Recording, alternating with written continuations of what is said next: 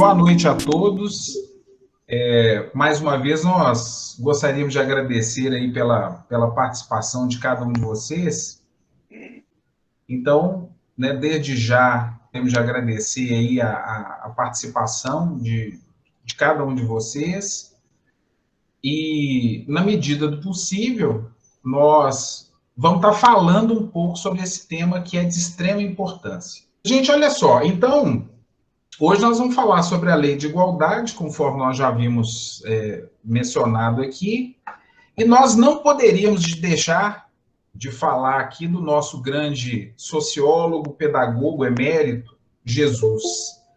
Então, hoje nós vamos começar com uma passagem que está em Mateus, no capítulo 5, nos versículos de 43 a 48, que diz assim: naquele tempo disse Jesus aos seus discípulos: vós ouvistes o que foi dito, amarás o teu próximo e odiará o teu inimigo.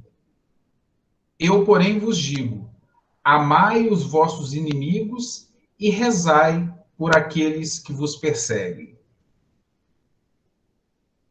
Assim vos tornareis filhos do vosso Pai que está nos céus. Porque ele faz nascer o sol sobre os maus e bons, faz cair a chuva sobre os justos e injustos. Porque se amai somente aqueles que vos amam, que recompensa tereis? Se os cobradores de impostos não fazem a mesma coisa?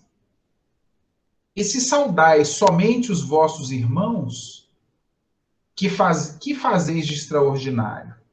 Os pagãos não fazem a mesma coisa?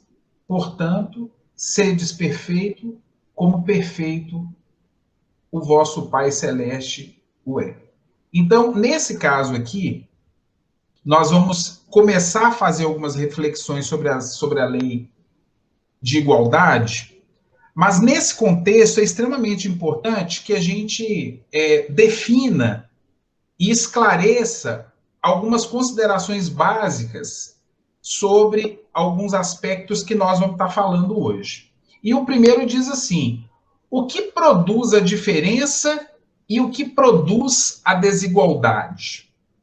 Então, a primeira questão que precisa ficar clara nesse estudo de hoje é que diferença se sobrepõe ou é diferente de desigualdade. Então, quando nós falamos de diferenças, nós estamos com uma conotação, e quando nós falamos de desigualdades, nós estamos em outra conotação. Então, dentro desse aspecto, nós vamos ver aqui alguns conceitos que são importantes para a gente começar a trabalhar esse capítulo Lei de Igualdade. E aí nós vamos ter o seguinte, olha só: algo é diferente quando sua essência se difere da essência do outro, seja no modo ou em algum aspecto particular. Então, seja no todo ou em algum aspecto particular. Então, o que nós estamos querendo chamar a atenção? Nós somos diferentes. Apesar de nós termos aí o que nós chamamos da lei de igualdade natural, nós somos seres criados por Deus, mas uma das características muito interessantes da criação é que Deus, dentro da sua obra, nos criou de formas completamente diferentes do ponto de vista das características. Então, nós somos tão diferentes que nós somos identificados como entes da criação. Não se cai ou não se tem uma folha exatamente igual a outra folha. Então, reiterando aqui esse conceito, nós vamos ver o seguinte: algo é diferente quando sua essência se difere da essência do outro, seja no todo ou em algum aspecto particular. Agora, vamos pensar aqui, tendo como base a ideia de desigualdade. A desigualdade, no entanto, se refere às essências distintas Não, desculpem.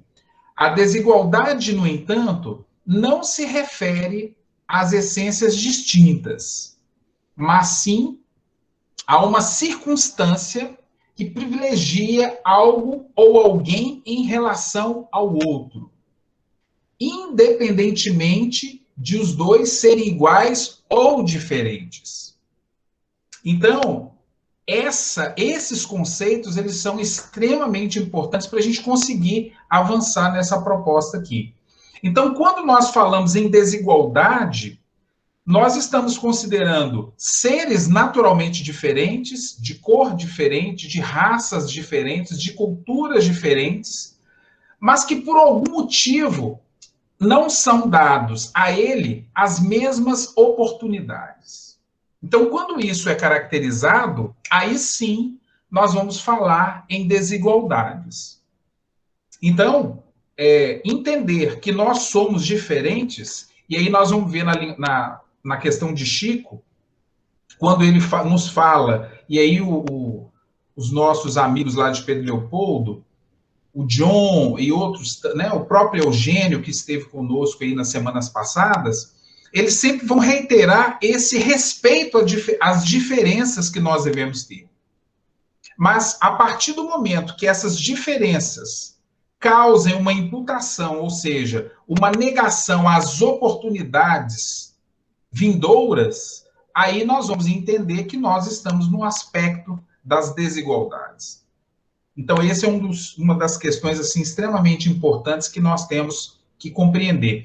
E aí nós vamos ver o seguinte, olha, o que se opõe à igualdade é a desigualdade.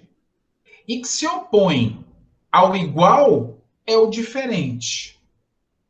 Então, nem todas as diferenças são interpretáveis como desigualdades. Então, isso é extremamente importante nós começarmos a entender.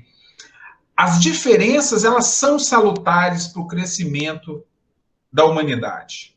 Então, nem todas as diferenças, elas são interpretáveis como desigualdades. Para que uma diferença produza desigualdades, é necessário que todos, ou pelo menos a maioria dos privilegiados ou dos lesados, considerem que a privação de uma atividade, de um saber, do acesso de um determinado bem cultural ou a um dado serviço constitui uma falha ou uma injustiça inaceitáveis. Então, quando essas diferenças, então, vamos pensar, quando nós vamos ler lá no livro Brasil, Coração do Mundo, Pátria do Evangelho, em que os nossos irmãos da África fazem toda aquela colaboração para a construção dos pródromos do processo evolutivo do Brasil, nós vamos começar a entender que essas diferenças culturais deles realmente imputaram uma série de questões de desigualdades a ponto dessa raça não ser considerados homens. Uma vez eu lendo um livro, né, de um sociólogo, eu fiquei muito assustado quando foi colocado essa condição, né? Quer dizer, muitos dos registros não foram ali discriminados, porque naturalmente aqueles negros que vieram da África, aqueles companheiros que vieram da África, eles simplesmente não eram considerados como homens. Então, eram animais que estavam sendo comercializados ali naquele tocante. Então, isso realmente, quando hoje, em pleno século XXI, com todo esse avanço das questões das leis que regem as relações sociais, nós ouvimos isso, é algo que a gente assusta um pouco, né? Então, a gente começa a entender que hoje nós já vamos começar a reconhecer a importância das diferenças, mas desde que essas diferenças aí não causem um distanciamento das oportunidades como um todo. Então, essa é que é a base da nossa análise de hoje. Bom, É por esta razão que a distribuição socialmente diferenciada das competências técnicas do domínio não produz injustiça nem desigualdade social. Então, nós vamos começar a entender que cada um de nós, e aí as pessoas ligadas às áreas de educação sempre vão falar em habilidades e competências, cada um de nós temos habilidades e competências que nós trouxemos de reencarnações, construímos no processo reencarnatório nosso.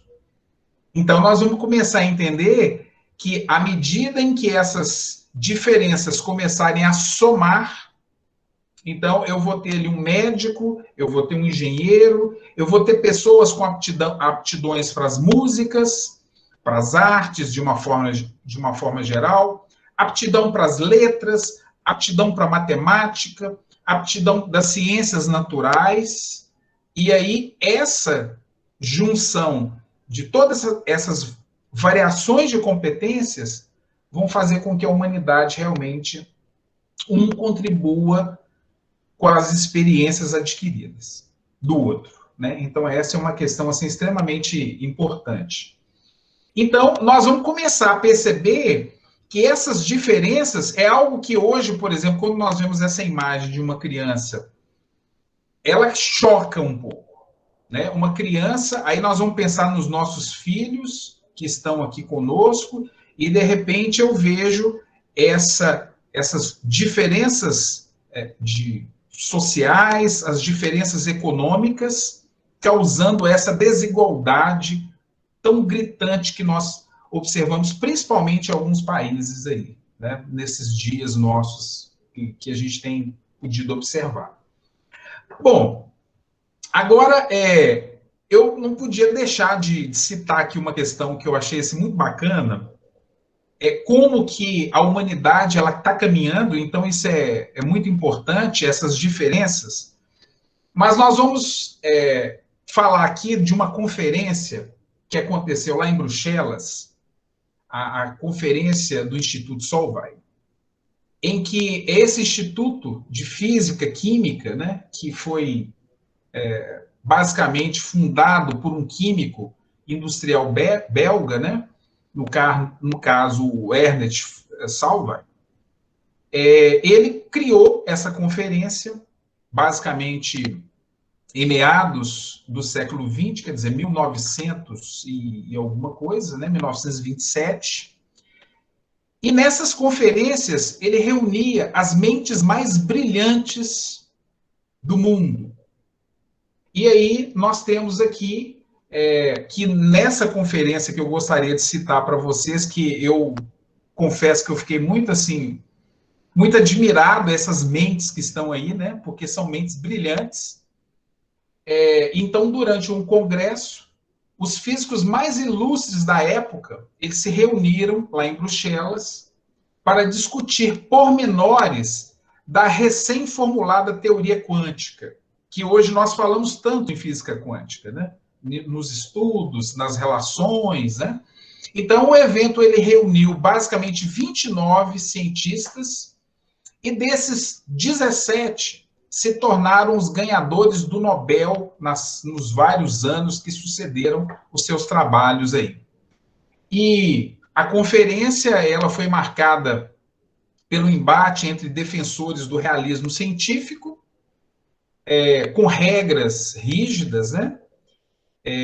E os defensores do instrumentalismo, que defendiam o uso de normas um pouco mais brandas, baseadas em resultados. Então, nós temos ali um método científico de uma forma rígida e o instrumentalismo de uma forma um pouco mais branda.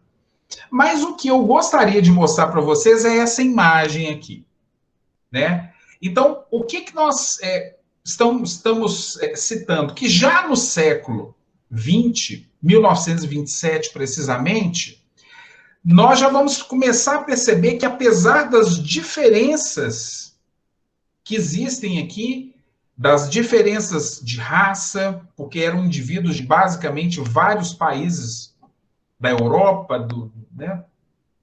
Então, nós temos aqui vários indivíduos Inclusive, nós temos aqui no centro um rosto muito conhecido, que é o Albert Einstein, que está aqui. Mas eu gostaria de colocar o nome deles para vocês, só para a gente poder citar como que essas variedades de indivíduos, homens, mulheres, todos eles contribuíram para um mesmo fim. Então, por exemplo, nós temos aqui o Bohr, temos ali Marie Curie, que é essa senhora que está aqui, ó, que é, nós já vamos começar a perceber a mulher participando no cenário, né? E isso é muito importante, essa conquista dela, né? Marie Curie, Lorentz, Einstein, Schrödinger, todos esses, Heisenberg, todos esses grandes cientistas que sempre despertaram, né? Dirac, estiveram ali reunidos para o mesmo fim. Então, a partir daí, nós já vamos começar a perceber as diferenças gerando o desenvolvimento das ciências, do desenvolvimento da sociedade no seu aspecto mais amplo. Então, eu falei, não, essa imagem nós não vamos poder deixar de colocar para mostrar que realmente essas diferenças de gênero, de cor, de raças, de línguas que tem aqui, estão produzindo, da mesma forma que vários companheiros no passado produziram a destruição, produziram a desigualdade, esses companheiros produziram a ciência das luzes, né? Basicamente próximo aí em meados do início do século XX, começando. Então, assim, é extremamente importante. Bom, mas hoje, dentro da nossa proposta, nós vamos trazer algumas considerações que são extremamente importantes, levando-se em consideração a lei de igualdade natural, a lei e os subtítulos, né, que vem aí, de desigualdade das aptidões, das desigualdades sociais, da desigualdade das riquezas e da igualdade dos direitos do homem e da mulher. Então, todas esses subtemas ligados precisamente aqui à lei de igualdade, nós vamos encontrar no Livro dos Espíritos, muito bem trabalhado. Então, qual que é a nossa ideia hoje? Nós vamos pegar alguns pontos e vamos vir trabalhando tópico a tópico, né? Vamos fazer um trabalho aqui para ver se nós vamos conseguir fechar dentro do nosso tempo, porque é muito interessante as perguntas que Kardec trouxe, né? Então, fica aí uma proposta de trabalho.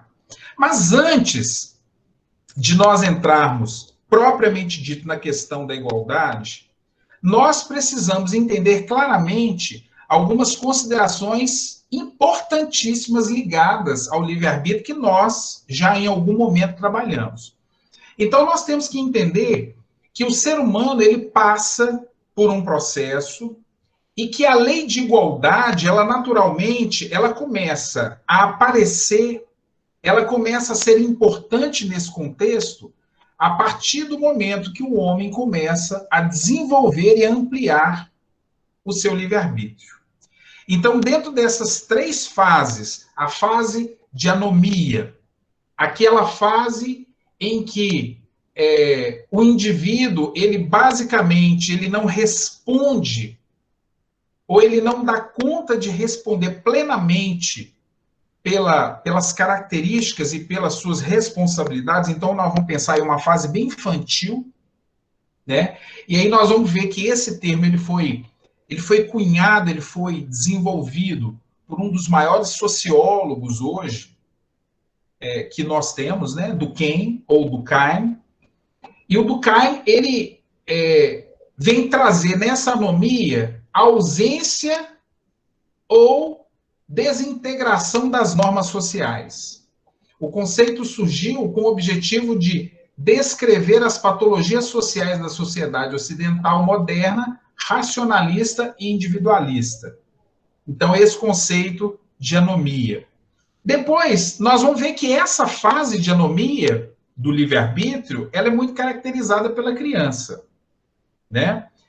A partir daí, nós vamos conquistar o que nós chamamos de heteronomia, que aí essa fase de heteronomia já passa a ser alguns momentos de criação de regras. É um conceito que em 1727 Kant ele traz de uma forma assim bem clara.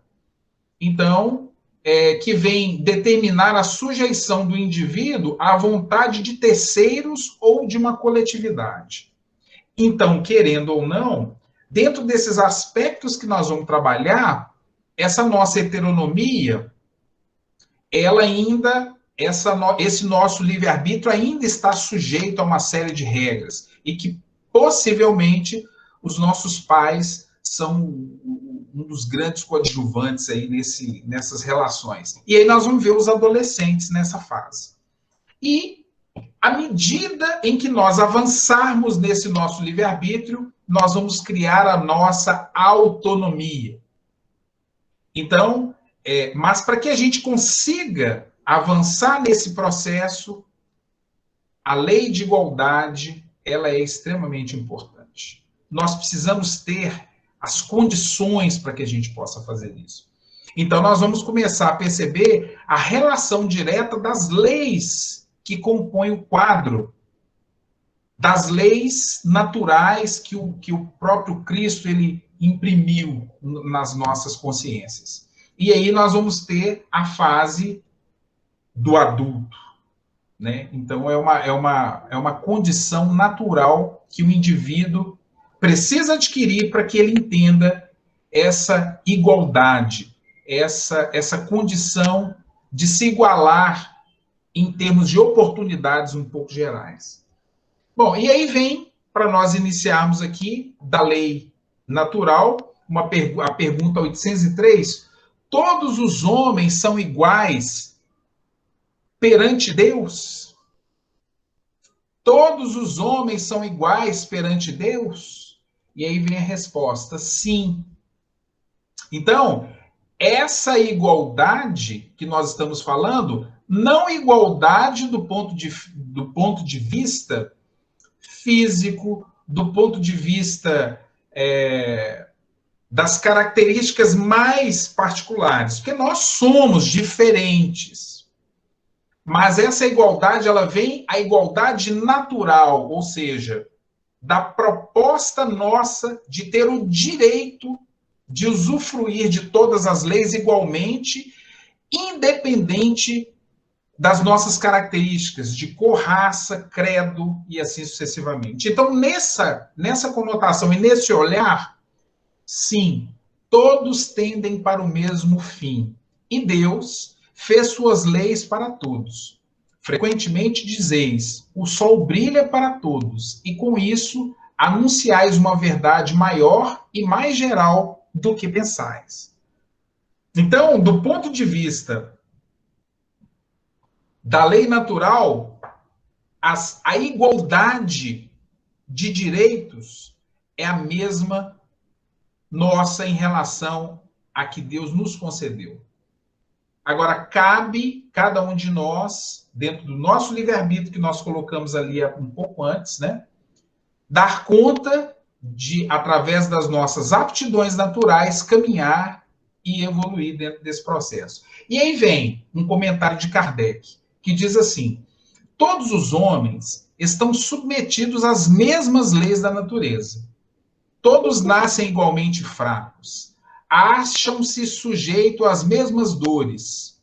E o corpo do rico se destrói como o do pobre. Portanto, Deus não concebeu superioridade natural a nenhum homem, nem pelo nascimento, nem pela morte. Diante dele, todos são iguais. Então, observem que a pergunta que foi feita por Kardec, ele utiliza a ideia de igualdade. Igualdade dentro de um aspecto mais profundo. Então, quando ele fala, todos receberam as mesmas oportunidades? Sim.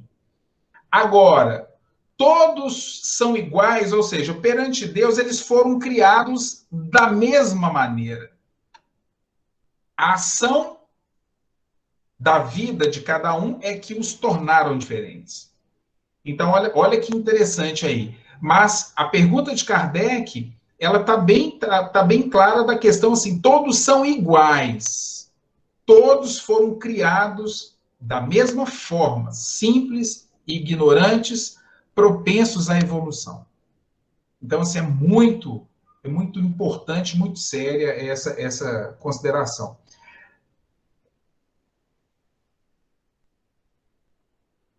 Então, continuando, aí nós vamos ver uma consideração que está lá dentro do Evangelho, que diz assim, está lá no tópico, o dever.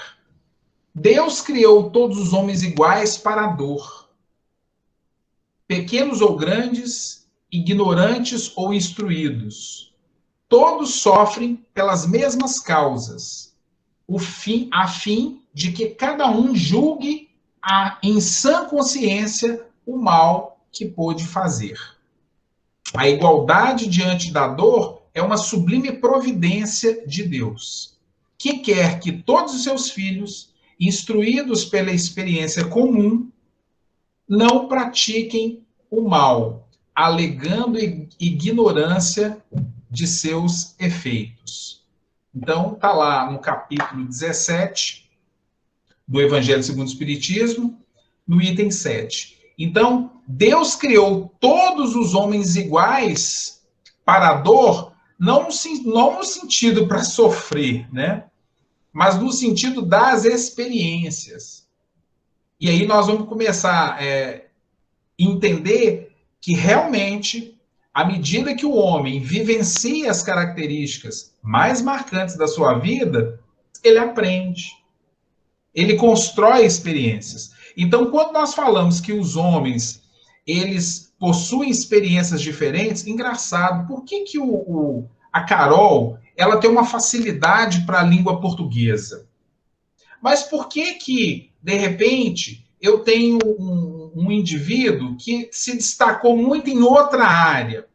Por que eu tenho um indivíduo que se destacou em outra? Então, quando nós fizermos uma análise reencarnatória das várias oportunidades que esses espíritos tiveram, cada um trilhou caminhos completamente diferentes, adquiriu experiências diferentes, e essas diferenças vão contribuir para a construção da igualdade dos seus semelhantes. Então, a partir do momento que essas diferenças não interferirem, não serem consideradas aspectos de subjugação, aspectos de posse em relação ao outro, pronto, o homem, colabora com o outro dentro dessa questão do dever que está sendo trabalhada no Evangelho segundo o Espiritismo. Gente, até o momento, alguém gostaria de fazer alguma consideração? Wagner. Oi, Mário. Eu gostaria de falar uma coisa. Sim. Volta para mim, fazendo o favor, naquela lâmina, naquela transparência, livre-arbítrio, menos conhecimento, mais conhecimento. Sim. Aqui. Aí. Pois bem, menos conhecimento, mais conhecimento. Imaginemos um relógio. Nós temos ali os ponteiros que trabalham 24 horas, mostrando para nós as horas. Eles são muito importantes. Mas a máquina que está escondida atrás do mostrador é menos importante do que eles? Pensemos nisso. Nós temos juízes, professores, pessoas com doutorado aqui, pós-graduação ali, PhD aqui, PhD ali. Essas pessoas, será que conseguiriam viver sem aqueles que promovem a limpeza pública? Então, está tudo de acordo com a questão 803 que você mostrou aí. Isso aí, Mário. E aí nós vamos começar a perceber que essas diferenças que vão naturalmente existir é que vão permitir o equilíbrio, né, Mário? Exatamente. E tanto inclusive até a proposta do evangelho, até a desigualdade da riqueza, aí vamos colocar as desigualdades, né? Do ponto de vista um pouco mais prático, nós vamos começar a perceber que essa estrutura e essa organização, ela exige, ela acaba fornecendo um equilíbrio. Porque dificilmente, se todos tivessem as mesmas aptidões, se todos tivessem as mesmas oportunidades, provavelmente nós não teríamos um processo evolutivo equilibrado, né, Mário? E terminando aquela questão a qual você se referiu, Deus criou todos os homens simples e ignorantes. Deu-lhes, porém, o livre-arbítrio a fim de que tivessem o mérito e o demérito de suas ações. De suas ações. Isso aí. Obrigado. Obrigado, Mário. Então, dentro desse contexto aqui, nós vamos começar a perceber que essas diferenças é que causam o equilíbrio. Apesar de Deus ter criado a todos simples e ignorantes. Então, essa ação, esse livre-arbítrio, em que o homem ele passa a usufruir e a consolidar a sua própria história dentro das suas aptidões, dentro das suas características, é que vão lá na frente realmente promover uma evolução muito rápida dentro de um contexto aí, bem mais amplo, né? Então, voltando aqui à questão da Revista Espírita, 1866, nós vamos ver o seguinte: os preceitos de raça se enfraquecem. Os povos começam a se olhar como os membros de uma grande família, pela uniformidade e a facilidade dos meios de transação. Suprimem as barreiras que dividem todas as partes do mundo, se reúnem em comícios universais pelos torneios pacíficos da inteligência. Então, essa observação de Kardec, ela é muito importante, porque a partir do momento que o homem ele respeita as diferenças, mas essas diferenças agora não são consideradas como empecilho do processo de evolução, e sim como cada um contribuindo dentro da sua experiência, dentro da sua vivência cultural, nós vamos começar a perceber que esses preconceitos de raça, a tendência vão começar o quê? Enfraquecer. E aí nós, voltando lá no livro Brasil, Coração do Mundo, Pátria do Evangelho, nós vamos ver que a característica cultural do Brasil, a diversidade cultural que o Brasil possui hoje, é decorrência dos vários grupos que vieram para o Brasil, das várias raças, dos vários povos que estiveram aqui no processo de formação do Brasil. Muitos de forma não muito agradáveis no início, mas que, de certa forma, ao longo do processo, esses grupos fortaleceram. E a tendência hoje, apesar de todas as dificuldades, nós vamos ver que as desigualdades elas estão começando a diminuir. A igualdade, os direitos começam a aparecer assim, um pouco mais do que, por exemplo, há 20, 30 anos atrás, em que as pessoas eram ridicularizadas, vilipendiadas pelo simples fato de ter uma cor diferente, pelo simples fato de trabalhar em determinadas... eu não sei se vocês concordam, há um tempo atrás existiam algumas profissões que não eram muito bem reconhecidas. E hoje nós já percebemos que cada profissão tem a sua função mais específica. Conforme o Mário colocou, vamos imaginar o pessoal da limpeza urbana. Como é que nós vamos fazer sem esses companheiros que fazem a limpeza urbana? Esses companheiros que trabalham no transporte?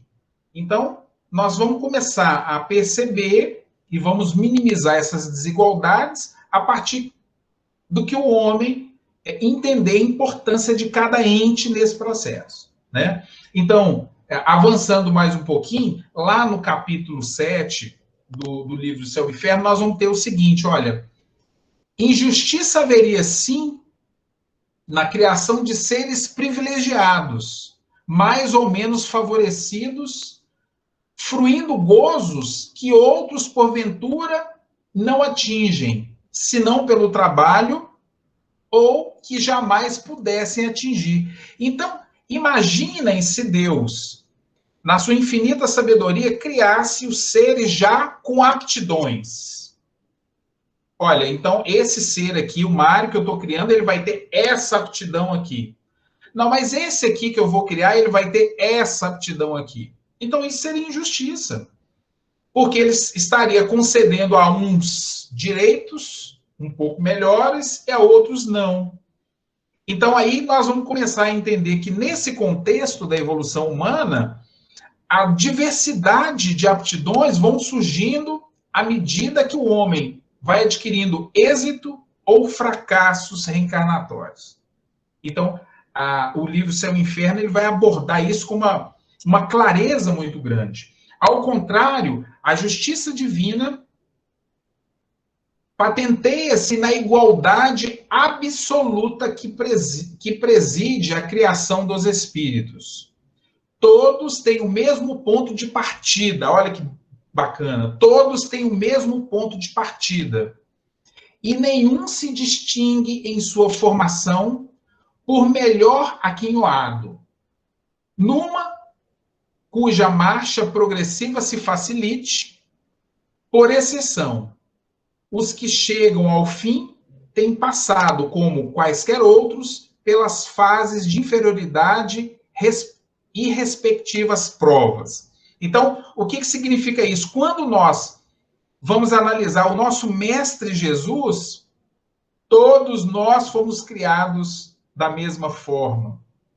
Mas alguns conseguiram, com mais clareza, com mais facilidades, com algum cuidado. Outros, pelo fato de terem sido criados um pouco antes, têm uma experiência maior do que outros, e assim sucessivamente.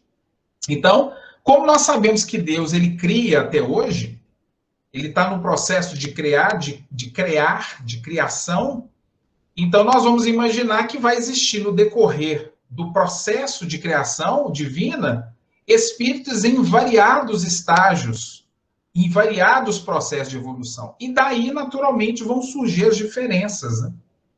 As condições mais aplicadas. Então, aí nós vamos ver no livro O Céu e o Inferno. Agora, do ponto de vista da diferença das aptidões, que nós vamos ver lá no livro dos Espíritos, pergunta 804, que diz assim, por que Deus não outorgou, ou por que não outorgou Deus as mesmas aptidões a todos os homens? Mário, lá no início, já colocou, né, Mário? Por que Deus não outorgou as mesmas aptidões? Primeiro, porque se ele outorgasse uma aptidão a um homem, se ele impusesse aquela aptidão, ele seria injusto. Vocês concordam? Na linha do que nós falamos. Mas, ao mesmo tempo, ele permite essa divergência, ou não, ou talvez essas diferenças, para que realmente pudesse haver um equilíbrio. Vamos ver a resposta, né? Deus criou iguais todos os espíritos, mas cada um destes vive mais ou menos tempo e, consequentemente, tem feito maior ou menor soma de aquisições. Então, na realidade, peraí, vamos avançar, vamos continuar a resposta. A diferença entre eles está na diversidade dos graus da experiência alcançada e da vontade com que obram. Vontade que é o livre-arbítrio. Daí, se aperfeiçoam uns mais rapidamente do que outros, o que lhes dá aptidões diversas. Necessária é a variedade das aptidões, a fim de que cada um possa concorrer para a execução dos desígnios da providência no limite do desenvolvimento de suas forças físicas e intelectuais. Então, gente, aí nós já vamos perceber por que Deus não outorgou as mesmas aptidões.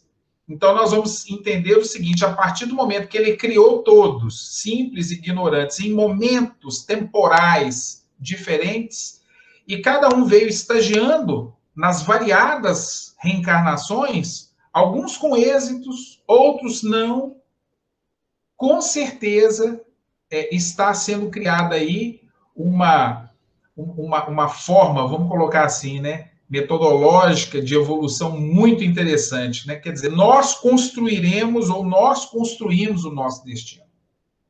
Então, isso é uma das grandes comprovações do ponto de vista da sabedoria divina, de colocar sobre as nossas mãos o nosso destino, a nossa consolidação. Então, o meu êxito ou o meu fracasso, é claro que nós não podemos eximir os outros, né? Porque nós vivemos num contexto social. Nós temos débitos coletivos, conforme nós sabemos. Mas a responsabilidade primeira, ela é nossa, né? Gente, mais alguma questão? Enquanto eu tomo água aqui? Eu penso assim também, né? Licença aí, gente. Boa noite.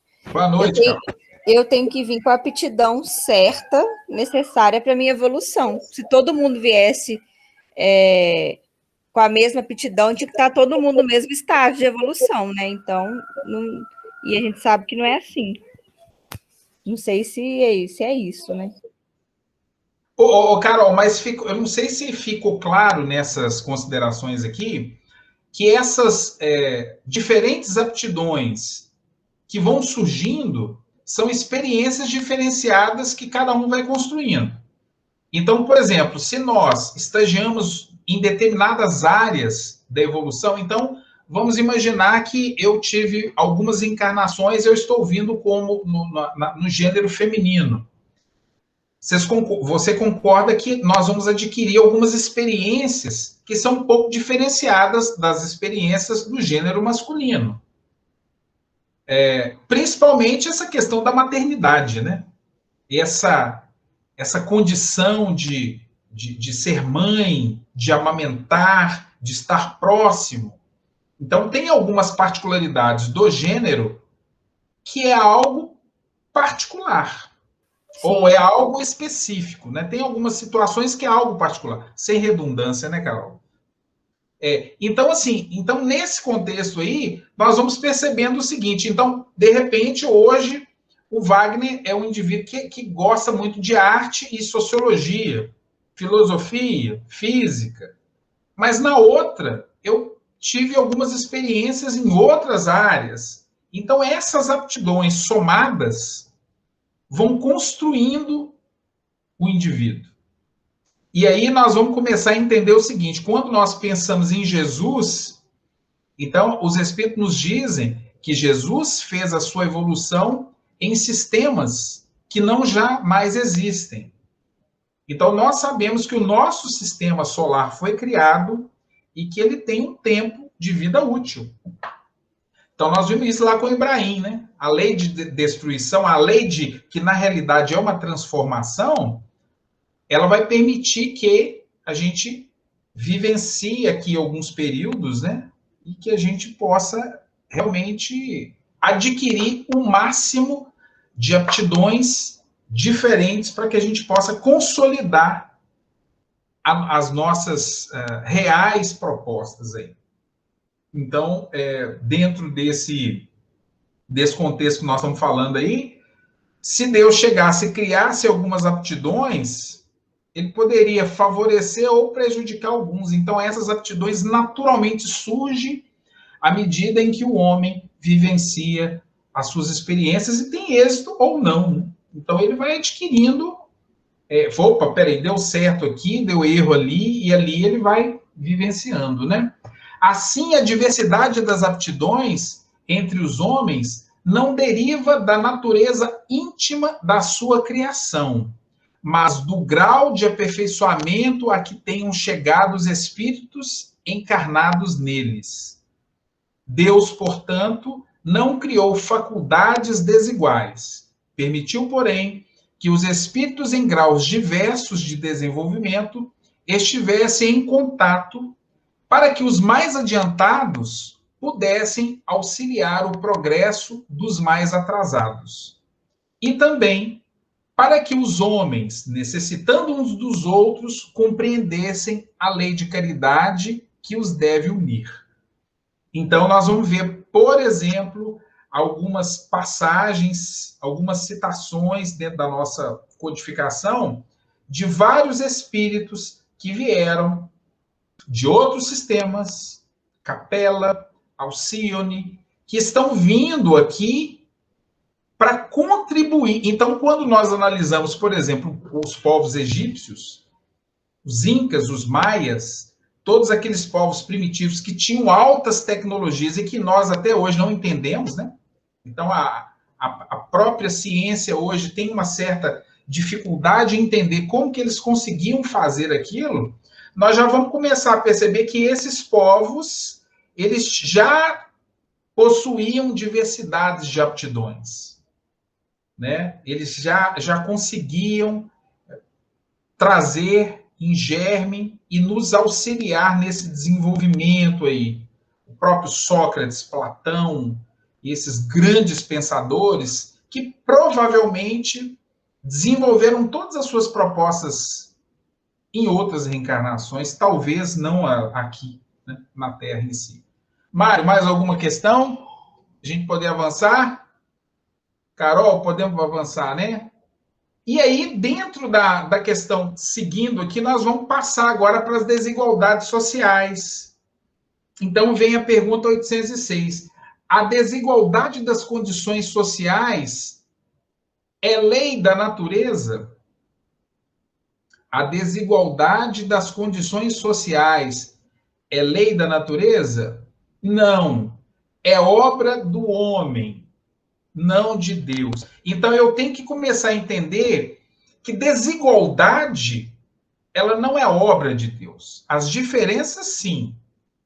As diferenças, elas são típicas da criação por necessidade. Mas as desigualdades são o homem, são as inteligências que criam as desigualdades. Porque eu posso ser diferente e ter as mesmas oportunidades que o outro tem. E nós estamos caminhando nesse sentido, com muita luta. A desigualdade do gênero, da cor, da raça e várias outras que nós já conseguimos vencer e que nós estamos vencendo. Então, uma situação complicadíssima que aconteceu, já que nós estamos agora nesse processo de pandemia, não sei se vocês estão lembrados lá, né? Quando o indivíduo ele era considerado com lepra, com hanseníase, na época de Jesus, ele era afastado, ele perdia o direito de participar da sociedade. Então, era uma desigualdade criada exclusivamente pela condição dele, de saúde. E aí, quando Jesus curava os leprosos, ele tinha um cuidado, vai e se apresente-se. Para quê? Para que você tenha o direito de participar novamente do contexto social. Porque se você não fizer isso, não se apresentar como curado, você vai ficar à parte. Isso aí o Ibrahim ele comentou na semana passada. Então, a desigualdade das condições sociais é lei da natureza? Não. Desigualdade não é lei. Diferença, sim. E uma coisa ser igual à outra também, né? Aí vem a pergunta 806. Essa desigualdade, então, já que ela não é lei, mas essa desigualdade, então, a 806A, desaparecerá algum dia? E aí vem, só as leis de Deus são eternas. Olha que mensagem linda, né? E isso nós já estamos começando a perceber. Que as desigualdades naturais, à medida que o homem começar a entender o contexto hoje em que vivemos, elas naturalmente vão desaparecer. Então, só as leis de Deus são eternas. Não vês que a desigualdade diminui pouco a pouco a cada dia, desaparecerá quando o egoísmo e o orgulho deixarem de predominar, restando apenas a desigualdade do merecimento. Dia virá em que os membros da grande família dos filhos de Deus não mais se considerarão como de sangue, mais ou menos puro. Só o espírito é mais ou menos puro, e isso não depende da posição social. Gente, é muito bonito isso. Então, essa desigualdade, ela já está, as desigualdades, elas estão desaparecendo. Tá difícil, mas tá. Com muita dificuldade. Mas hoje, algumas coisas impactam a gente. Eu não sei se vocês já pensaram sobre isso. Determinadas situações que antes a gente não dava muita importância, muitas vezes uma brincadeira inconveniente que um faz com o outro, uma piada, até nos meios de comunicação, hoje tem-se, igual, né, Carol, né, nós estamos lidando um pouco mais na área de escola, nós temos que ter muito cuidado com o que a gente fala, porque isso pode tomar uma conotação. Não sei se você concorda, o Mário, né, todo mundo que está aí, Lauro. Então, a gente hoje tem, assim, alguns cuidados, porque tem algumas questões que não são mais toleráveis, igual essa questão da raça, da cor. Isso hoje está mudando. Tem algumas pessoas que até utilizam desse contexto, mas nós percebemos que está mudando, né? E aí, dentro agora da questão 807, diz assim, que se deve pensar dos que abusam da superioridade de suas posições sociais para oprimir os fracos em benefício próprio. Gente, isso hoje já causa, nós já temos a resposta no nosso íntimo, né? Nós temos essa resposta. O que nós devemos pensar disso? Do abuso da autoridade, seja ele qual for, né? E aí vem, merecem anátema. Eu coloquei a palavra anátema ali como reprovação, tá lá no Aurélio, né? Então, isso merece reprovação. Detalhe, reprovação é diferente de retaliação, de preconceito, de humilhação, porque muitas vezes a gente vê o outro, a gente cai em cima do outro. Não, vamos reprovar aquilo, mas também não vamos contribuir com o mal, né? Então, a gente acaba fazendo a mesma coisa. Então, nós vamos ver o erro, vamos reprovar, mas vamos contribuir para a evolução. Ai deles, serão oprimidos, por sua vez, e renascerão numa existência em que sofrerão tudo o que tiverem feito sofrer os outros.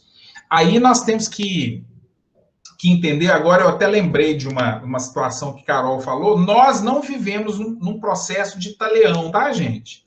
Fez isso, paga isso, fez aquilo. Então, nós hoje já começamos a entender que o próprio homem, o próprio indivíduo, no momento em que ele comete um delito, ele mesmo sugere propostas da sua redenção. Então, muitas vezes, ele vai passar por algumas situações para ele aprender na pele o que o outro passou. Mas não necessariamente de uma forma... Mas alguma situação vai ser imputada ali, vai ser acordada com ele, com o consentimento ali, né, ou não, né, dependendo da situação. E aí, avançando mais um pouquinho, nós já vamos pular agora para a desigualdade das riquezas, porque senão não vai dar tempo. E nós vamos parar por aqui, tá ok? Lá no Evangelho segundo o Espiritismo, tem uma citação lá no capítulo 16, no item 8, que diz assim, a desigualdade das riquezas é um dos problemas que inutilmente se procurará resolver, desde que se considere apenas a vida atual. A primeira questão que se apresenta é: por que nem todos os homens são igualmente ricos? Gente, essa citação do Evangelho, eu acho que ela consegue fechar muito do que nós falamos da questão da lei de igualdade, né? Por que os homens não são igualmente ricos? Por que essa necessidade que a gente tem, né? A gente percebe que... Então, vamos ver a resposta aqui. Diz assim: não são por uma razão muito simples. Por não serem igualmente inteligentes, ativos e laboriosos para adquirir, nem sóbrios e previdentes para conservar. Então, isso significa que enquanto nós tivermos ações diferentes na nossa vida, então vamos pensar uma coisa simples. O Lauro, a Tânia e a Carol ganharam na loto. Hoje. Todo mundo feliz, né? Todo mundo feliz. Aí nós vamos analisar o Lauro, a Tânia e a Carol daqui a 10 anos. Se a gente não tiver muito cuidado, daqui a 10 anos está todo mundo pobre de novo. Porque cada um vai dar um destino diferente àquela oportunidade que foi oferecida a cada um de nós. Então, essa riqueza aqui, essa desigualdade das riquezas, então nós temos que começar a entender que as desigualdades, de uma forma geral, elas vão surgir porque nós temos livre-arbítrio. Nós temos o direito natural da gente escolher o que é bom ou o que é ruim para a gente. Mas muitas vezes nós, lamentavelmente, não acertamos, né? E aí, naturalmente, vão surgir todas essas desigualdades das riquezas. Então, a gente começa a perceber hoje, igual a gente que lida muito na questão de escola, a gente numa sala de aula você vê alunos que são aplicados. E aí, lá na frente, a gente fala assim, nossa, esse aluno vai dar certo. Mas a gente também vê alunos que não são aplicados. E aí, mesmo assim, as oportunidades são oferecidas para todos. Alguns que não são muito aplicados até dão certo também, né? Porque lá na frente ele desenvolve, acontece algo, a espiritualidade encaminha situações e dá certo. Mas o que nós estamos querendo colocar aqui? Essa sobriedade, no sentido de reconhecer o nosso papel social, é algo muito complicado na nossa vida. Então, nós vamos ver que alguns indivíduos, eles vão perder ou não conseguir alcançar a proposta reencarnatória porque não estabeleceram metas, propostas mais efetivas. E aí, nós vamos ver o seguinte, essa diversidade, ela vai ocorrer nesse sentido, né? Aliás, ponto matematicamente demonstrado que a riqueza repartida com igualdade daria a cada um uma parcela mínima e insuficiente. Supondo-se efetuada essa divisão, o equilíbrio estaria desfeito em pouco tempo pela diversidade dos caracteres das aptidões. Então, essa ideia que a gente vê, né, até um pouco com cunho socialista, né, para quem... É algo que a gente vê que é complicado, né? Porque funcionaria bem se todo mundo tivesse propostas mais ou menos parecidas, mas cada um é diferente. Cada um está submetido a situações reencarnatórias, evolutivas, de responsabilidades completamente diferentes. Que, supondo-a possível e durável, tendo cada um somente com que viver, o resultado seria o aniquilamento de todos os grandes trabalhos que concorrem para o progresso e para o bem-estar da humanidade. Que, admitindo que ela desse a cada um necessário, já não haveria o aguilhão que impede os homens às grandes descobertas e aos empreendimentos úteis. Se Deus a concentra em certos pontos, é para que daí se expanda em quantidade suficiente de acordo com as necessidades. Então, aí nós estamos fechando essa sequência, nós vamos parar por aqui. E então nós vamos começar a entender, e até como proposta, vamos voltar lá naquela introdução. O que se opõe ao igual é o diferente. E o que se opõe à igualdade é a desigualdade. Então, o fato de nós sermos diferentes, isso não implica em desigualdades. Então, essa mensagem ela é extremamente importante. Então, Jesus, lá no início da nossa exposição, lá no início, ele já demonstra para a gente a importância da nossa ação cotidiana nas nossas relações, para que a gente realmente construa, através das várias experiências que nós temos, um caminho melhor. E, lembrando de Chico, nós devemos respeitar as diferenças, oportunizar igualdades de direitos, de valores, direitos sociais, e hoje nós estamos caminhando nesse sentido, né? E talvez, aí vocês desculpem o fato de nós realmente realizar essa alteração de temas, porque hoje seria trabalhado lei de sociedade. Aí Márcio falou, Wagner, hoje eu não posso, então falei, Márcio, lá no finalzinho tem a lei de igualdade.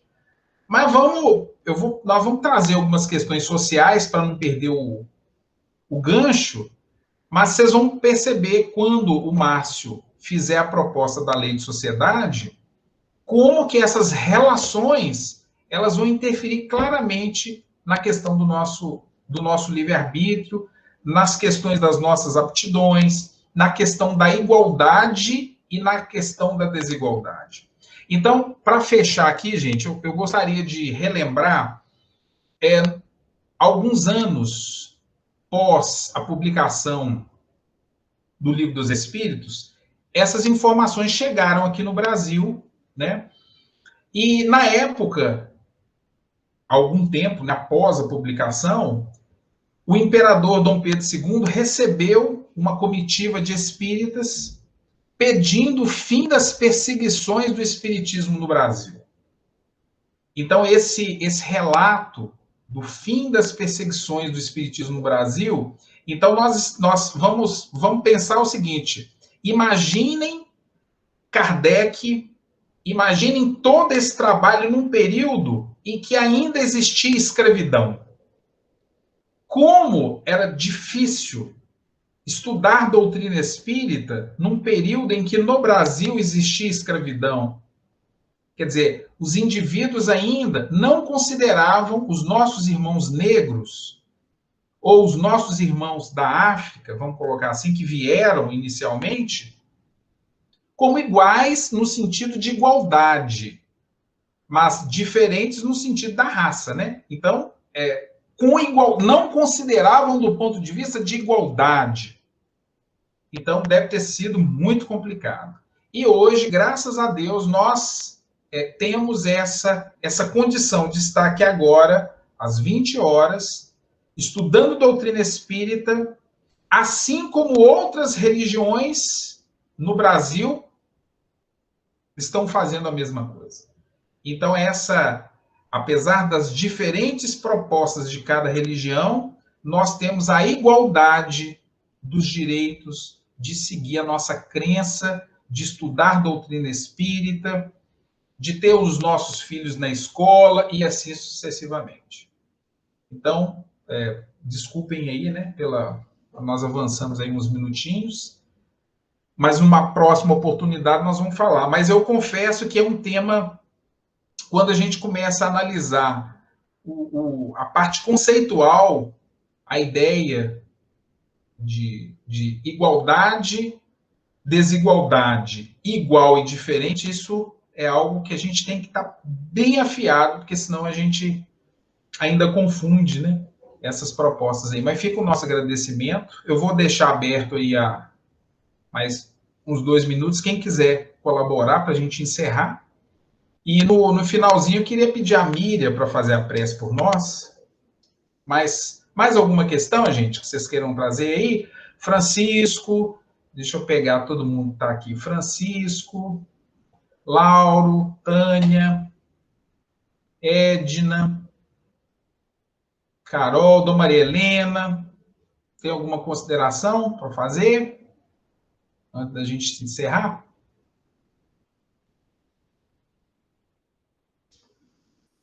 Tem não, Mário? Tá não, né? Maria Helena, Francisco. Então vamos passar para a nossa prece.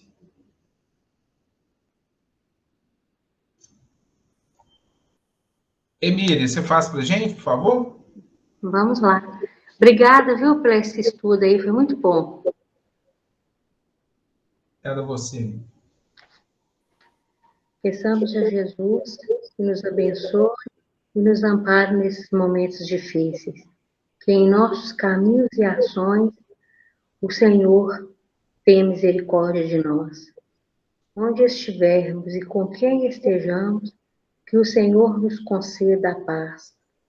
Que a harmonia, a saúde, a paz possa chegar em nossas casas nesse momento. Com a graça de nosso Senhor Jesus Cristo, que assim seja. Graças a Deus. Graças a Deus.